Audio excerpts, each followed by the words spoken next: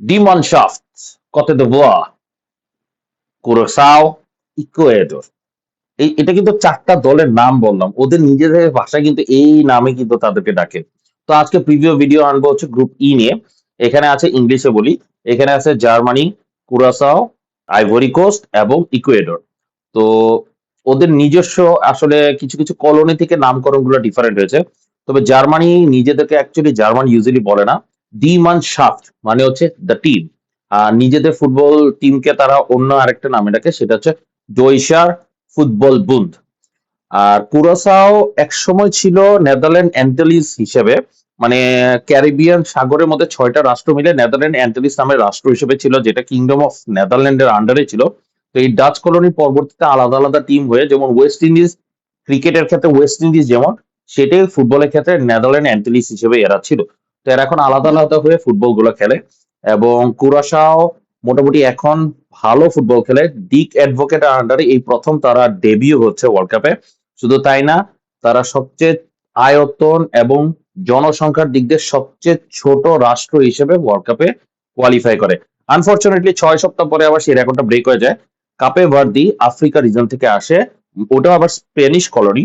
তো ওরা আয়তনের ক্ষেত্রে ওরা সবচেয়ে ছোট রাষ্ট্র হয়ে যায়। আর জনসংখ্যার দিক দিয়ে সবচেয়ে ছোট রাষ্ট্র এখন কুরাসাও। তো ছোট রাষ্ট্রের গল্প বাদ দেই, এখন যে কথাতে আসি সেটা হচ্ছে কুরাসাও এবারে ওয়ার্ল্ড কাপে প্রথমবারের মতো খেলতে আসতেছে। জার্মানি অপর পাশে দুইটা ওয়ার্ল্ড কাপ আগ পর্যন্ত একমাত্র দল হিসেবে ছিল যারা কখনো গ্রুপ পর্যায়ে বাদ পড়ে নাই। আনফরচুনেটলি টানা দুইটা ওয়ার্ল্ড কাপে কিন্তু তারা গ্রুপ পর্যায়ে বাদ পড়ে, মানে 2018 সালে তারা বাদ পড়ে এবং 2022 সালেও বাদ পড়ে। মজার বিষয় হচ্ছে দুইবারই কিন্তু এশিয়ান টিমের কাছে তারা খুব বাজে পরিস্থিতিতে সম্মুখীন হতে হয়। দুইটা এশিয়ান টিমের কাছে তারা হারে। 18তে সাউথ কোরিয়ার কাছে হারে এবং 2022-এ জাপানের কাছে হারে।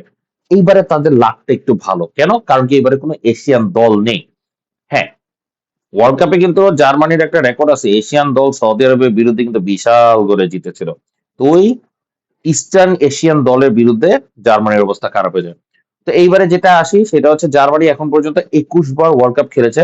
নাগলসম্যানের আন্ডারে জার্মানি কিন্তু প্রথমবারের মতো হট ফেভারিট হিসেবে খেলছে না, বাট আমার কাছে পার্সোনালি মনে হচ্ছে হট ফেভারিট। এবং জার্মানিকে আমি প্রচন্ড রেসপেক্টও করি, এবং জার্মানিকে রেসপেক্ট করার মতোই একটা দল। আপনারা যদি চিন্তা করেন, তারা টোটাল 21টা ওয়ার্ল্ড কাপের মধ্যে মাত্র 2বার গ্রুপ পর্যায়ে বাদ পড়ে। একবার ফার্স্ট রাউন্ড, তখন তার গ্রুপ পর্যায়ে ছিল না, 38-এ ফার্স্ট রাউন্ড থেকে বাদ পড়ে। কোয়ার্টার ফাইনালে টোটাল 4বার খেলে, সেমিফাইনালে মানে ফোর্থ হিসেবে একবার হারে, থার্ড হিসেবে একবার হারে, রানার্স আপ হিসেবে 4বার হারে, এবং ওয়ার্ল্ড কাপ চ্যাম্পিয়ন হয় টোটাল 4বার। রুল অফ 4 বলা যায়। তো আপনারা হিসাব করে দেখেন, তাহলে টোটাল 10বার তারা সেমিফাইনালে যায়।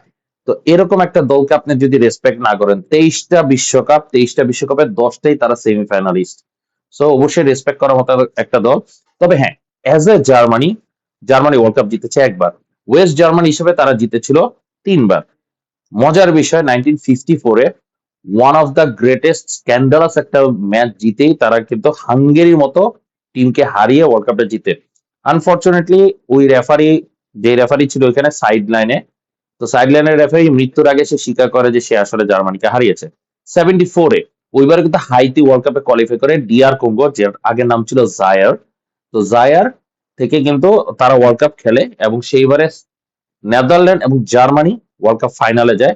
নেদারল্যান্ডকে হারায় জার্মানি, ওয়ার্ল্ড কাপ চ্যাম্পিয়ন হয়। এইবারে একজন জার্মান ম্যাথমেটিশিয়ান প্রেডিক্ট করে নেদারল্যান্ড ভার্সেস জার্মানি খেলা হবে।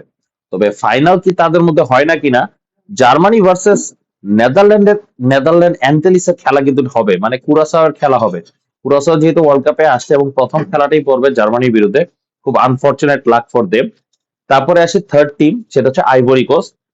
কোতে দি আইভরি ফ্রেঞ্চ ভাষায় বলে। তো আইভরি কোস্ট এইবারে ওয়ার্ল্ড কাপের ডার্ক হর্স হিসেবে রূপান্তরিত হতে পারে। আইভরি কোস্ট এইবারে নিয়ে চতুর্থ ওয়ার্ল্ড কাপ খেলবে। দিদিয়ে দ্রগবা যখন খেলতো 2006, 10 এবং 14 সালে তারা কোয়ালিফাই করে। আনফরচুনেটলি মাঝখানে আর কোয়ালিফাই করতে পারে না, 2026-এ আবার কোয়ালিফাই করে। আইভরি কোস্ট প্রথম ওয়ার্ল্ড কাপে আর্জেন্টিনা এবং নেদারল্যান্ডের গ্রুপে পরে গ্রুপ অফ ডেথ ডেভেলপ করে, এবং সার্বিয়া মন্তেনিগ্রো পুরো ওয়ার্ল্ড কাপ কোয়ালিফিকেশনে কোনো গোল না খেলেও ওয়ার্ল্ড কাপে এসে ভুরি ভুরি গোল খায়। শুধু তাই না, আইভরি কোস্টের কাছেও তারা হারে। তো মোটামুটি তারা কোনো পয়েন্ট না নিয়ে ওয়ার্ল্ড কাপ থ্রু করে। মজার একটা বিষয়, একটা হিসাব করে দেন আইভরি কোস্টের ক্ষেত্রে। আইভরি কোস্ট যতবার ওয়ার্ল্ড কাপ কোয়ালিফাই করে, মানে এইবারে 4বার কোয়ালিফাই করেছে, 4 বার তারা 4টা সাউথ আমেরিকান টিম ফেস করবে। প্রথম ওয়ার্ল্ড কাপে আর্জেন্টিনাকে ফেস করে, সাথে নেদারল্যান্ড ছিল এবং সার্বিয়া মন্টেনিগ্রো ছিল, যেখানে নেদারল্যান্ড এবং আর্জেন্টিনা থ্রু হয়, তারা থার্ড হিসেবে বাদ পড়ে, সার্বিয়া মন্টেনিগ্রো লাস্ট হিসেবে বাদ পড়ে। 2010 ওয়ার্ল্ড কাপের মধ্যে ব্রাজিল পর্তুগালের কে তাদের ফেস করতে হয়, ব্রাজিল সাউথ আমেরিকান এবং একটা ইউরোপিয়ান পর্তুগালকে তাদের ফেস করতে হয়, এবং নর্থ কোরিয়া ছিল এশিয়ান টিম হিসেবে, তারা লাস্ট টিম হিসেবে বাদ পড়ে। 2014 সালে সেখানেও আরেকটা চমক আছে। এইবারে হয়তো বা ব্রাজিল আর্জেন্টিনা না, এইবারে তারা ফেস করে কলম্বিয়া, সাথে ইউরোপিয়ান একটা দল গ্রিস এবং জাপান এশিয়ান টিম হিসেবে। দুঃখের বিষয় এখানেও তারা থার্ড হিসেবে বাদ পড়ে। গ্রিস রানার্স আপ হিসেবে গ্রুপ রাউন্ড ক্রস করে এবং সাউথ আমেরিকান টিম মানে কলম্বিয়া গ্রুপ চ্যাম্পিয়ন হিসেবে থ্রু করে। তো এইবারও তারা একটা সাউথ আমেরিকান টিম, একটা ইউরোপিয়ান টিমকে ফেস করতেছে এবং একটা ডেবিউটেন্ট টিমকে ফেস করতেছে। তো কুরাসাও তাদেরকে, তাদের আসলে খেলা টেলা সম্পর্কে আমার কোনো আইডিয়া নেই। তো ওদের বিরুদ্ধে কি করে আইভরি কোস্ট এটা কিছুই বলা যাচ্ছে না। ফুটবল 22 জনের খেলা, 90 মিনিট 22 জন প্লেয়ার একসাথে দৌড়াদৌড়ি করার পরে যে বেশি গোল দিবে সেই জিতবে, এটাই হচ্ছে ফুটবল। সো কি হবে না হবে তার কোনো গ্যারান্টি নেই। তারপরও আইভরি কোস্ট যেহেতু এবারে ডার্ক হর্স, তখনও ছিল ডার্ক হর্স, কারণ কি প্রথম টুর্নামেন্টে ওই গ্রুপ অফ ডেথ তারাই ছিল, দ্বিতীয় টুর্নামেন্টেও গ্রুপ অফ ডেথ তারা ছিল। আনফর্চুনেটলি থার্ড টুর্নামেন্টে গ্রুপ অফ ডেথ ছিল না, কিন্তু কথা হচ্ছে বাদ করে যায়। এবারও কিন্তু কিছুটা আশানুরূপ গ্রুপ অফ ডেথ কিন্তু বলা যায়, কারণ কি জার্মানি, আইভরি কোস্ট এবং ইকুয়েডর প্রায় সমমানের দল। মানে জার্মানি অবভিয়াসলি অনেক বড় দল, কিন্তু এই মৌসুমে এইবারে জার্মানি কিন্তু এত ফেভারিট তকমা নেই। তো সেই হিসেবে বলা যায় যে তারা কাছাকাছি টাইপের দল। এবং ইকুয়েডর এই ওয়ার্ল্ড কাপ নিয়ে ফিফথ ওয়ার্ল্ড কাপ খেলতেছে। 2002-এ তারা প্রথম বিশ্বকাপটা খেলতে আসে এবং প্রতি বিশ্বকাপে তারা একটা না একটা ম্যাচ জিতে। 2006 সালে সেকেন্ড রাউন্ডে যায় এবং মজার বিষয় সেইবারে তারা জার্মানি গ্রুপেই ছিল এবং জার্মানির কাছে তারা 3-0 গোলে হারে। আনফর্চুনেটলি পরের দুইটা ম্যাচ জিতে যায় এবং রানার্স আপ হিসেবে থ্রু করে। এছাড়া প্রতিটা ওয়ার্ল্ড কাপে তারা অ্যাটলিস্ট একটা ম্যাচ জিতে, অ্যাটলিস্ট প্রথম ম্যাচটা তারা জিতে। এইবারে তাদের প্রথম ম্যাচটা পড়বে আইভরি কোস্টের সাথে। তো ওই যে হিস্ট্রি যদি রিপিট ইট সেলফ বলা হয়, তাহলে হয়তো আইভরি কোস্টের কাছে তারা জিতে যেতে পারে। তবে কেন জানি আমার কাছে মনে হইতেছে ইকুয়েডর এই যাত্রা আগের দলগুলো থেকে শক্তিশালী হলেও এইবারে অনেক কিছু চেঞ্জ হতে পারে। কুরাসাওয়ের বিরুদ্ধে যে যত বেশি গোল করতে পারবে তারাই অ্যাকচুয়ালি থ্রু হওয়ার সম্ভাবনা বেশি। তবে হ্যাঁ, এবারে তো অপশন আছে, অষ্টম দল হিসেবে মানে থার্ড দল হিসেবে কিন্তু যাওয়ার একটা অপশন আছে। তো এখন একটু হেড টু হেড নিয়ে গল্প করি। জার্মানি এবং ইকুয়েডরই একমাত্র ওয়ার্ল্ড কাপে ফেস করেছিল একে অপরকে, কিছুক্ষণ আগেই বলেছি 2006 সালে গ্রুপ পর্যায়ে। আর এছাড়া অন্যান্য কোনো দলই একে অপরের সাথে ফ্রেন্ডলিও খেলা হয় নাই। তো একে অপরকে কিভাবে ফেস করবে না করবে এটা একটা খুব গুরুত্বপূর্ণ একটা বিষয়। আর এইবারে ওয়ার্ল্ড কাপটা মোটামুটি রাউন্ড অফ 32 অ্যাড হয়ে যাওয়াতে কোনো দলই কিন্তু অ্যাকচুয়ালি ফেভারিট বলা যায় না। আমরা অনেক কিছুই প্রেডিক্ট করতে পারবো। ম্যাচ কিন্তু 90 মিনিট, এক্সট্রা টাইম আছে, 120 মিনিট পর্যন্ত এক্সটেন্ড করবে, দেন পেনাল্টি শুট আউট। তো ওই যে বলে না, খাচ্চর দল ডিফেন্স ধরে রাখবে, যদি এটা করে সাকসেস পায় যে কোনো দলই কিন্তু এবারে কাপ নিতে পারে। কারণ কি গ্রুপ পর্যায়ে থেকে 3টা দল মোটামুটি চলে যাচ্ছে। তো ওই নকআউট নকআউট নকআউট নকআউট করে কিন্তু আস্তে ধীরে কেউ না কেউ চ্যাম্পিয়ন হবে। তো এবারে যদি ছোটখাটো দল যদি চ্যাম্পিয়ন হয়ে যায়, এটা অবাক হওয়ার কিছু না।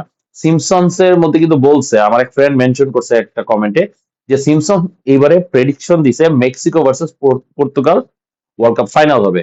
এবং সেইবার কিন্তু ট্রাম্প কিন্তু এজ এ প্রেসিডেন্ট ছিল। সো সিমসন্স এর প্রেডিকশন কিন্তু অনেকাংশে মিলে যায়। তো ম্যাথমেটিশিয়ান যেহেতু জার্মানি অথবা নেদারল্যান্ডকে কাপ জিতিয়েছে, দেখা যাক কে জিতে না জিতে। এই ছিল আমার ছোটখাটো আজকের পর্যন্ত রিভিউ। নতুন একটা ডেবিউটেন্ট টিম, আশা করি এরা আমাদেরকে ভালো খেলা উপহার দিবে, কারণ কি তারা আসল কথা পুরা নেদারল্যান্ড স্টাইলি ফুটবল খেলে এবং ডাচ প্লেয়ারই 90%ই তাদের ডাচ প্লেয়ার। একটা প্লেয়ার দেখার মতো আছে, সেটা হচ্ছে তাহিদ চং। সে Manchester United youth product, Chinese descendant কিন্তু ডাচ সে প্লেয়ার। শুধু তাই না, আরো অনেকগুলো ডাচ প্লেয়ার আছে। তো কুরাশাও টিমটা নিয়ে আমি আশাবাদী, ভালো একটা ফাইট দিতেও পারে, হয়তো বা কোনো ম্যাচ জিতবে না। তবে জার্মানি, যেহেতু ইতালি নাই, যেহেতু নিজের দল নাই, সো অপোনেন্টকে সাপোর্ট করে যাওয়াটা আমার মনে হয় বুদ্ধিমানের কাজ।